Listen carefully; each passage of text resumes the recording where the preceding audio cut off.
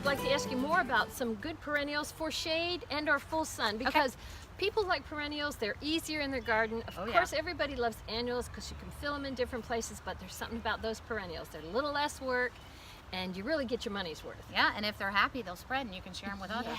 Yes. So some more good ideas. What do you got? Well, you know, daylilies are tough as rocks. Yes. I like sedums again, another really tough succulent type plant. And those, oh my goodness, I did a clip with a friend of mine, and she did a whole succulent garden thing for us. Oh yeah, so I love them mixed together. They're so resilient, and they just create a little ground cover, and you can put them in containers. They're just very, very resilient. Yeah. And diverse. You know, diverse. You can use them in a lot of different areas. And then for shade, you know, you've got your hostas, ferns, and I tell you, there's so many different varieties, and they're so beautiful. So you know, you can. What is the variety? I don't know why I'm drawing a blank, but it has a smoky gray on the outside with sort of a white. The painted. The painted fern. Yes, we'll have to get some clips of that in here. Yeah, that's a beautiful, beautiful fern. Yes. And so let's see what. What other? So of course your classic daffodils and toad lilies.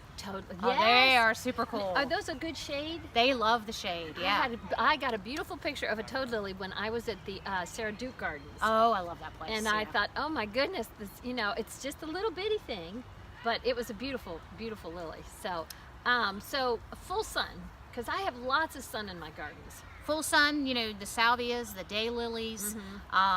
There's so many options. Lantanas. I love that's lantanas. Like iron. Yeah. I don't think it can get too cold. No, they are pretty much all hardy here. Yeah, they're very hardy here. Let's emphasize here. I don't know that in the north for some of my northern viewers, they wouldn't do. You may have to bring it inside, but for here, my goodness, they're just as tough as nails, and they're coming in quite a few colors now too. They do, and they bring in those butterflies. They do. Absolutely. The monarchs love them. So phlox, that's another great one. Yes, but phlox. You want to be careful about the varieties. One that I really like is called Robert Poor. Okay. And the reason I like it is it's very resistant to powdery mildew. Oh, and yes, because we're so humid here, we really have to. So how would you treat powdery mildew on them?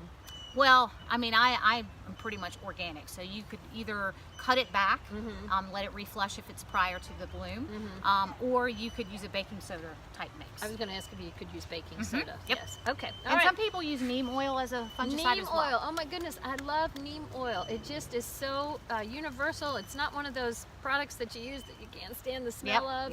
And it just seems to do the job very well. All right, let me see. How are we doing? And now, our last question, how can somebody volunteer here at the Arboretum? Well, so we have hundreds of volunteers here. Well, part of it is that we have the Master Gardener program, but a lot of people just come out because they want to help make the grounds as beautiful as they can. Yes.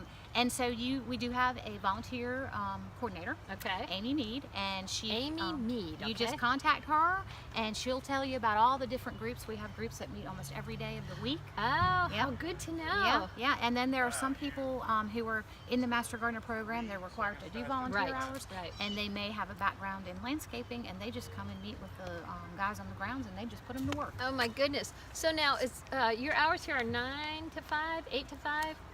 The garden is open from 8 to dawn till dusk. Dawn till dusk, so that can change with the season. That's correct. Oh, that's good. See, I wasn't aware of that. But now the people who work here, yes, they're here from dusk 8 to dusk. to 5.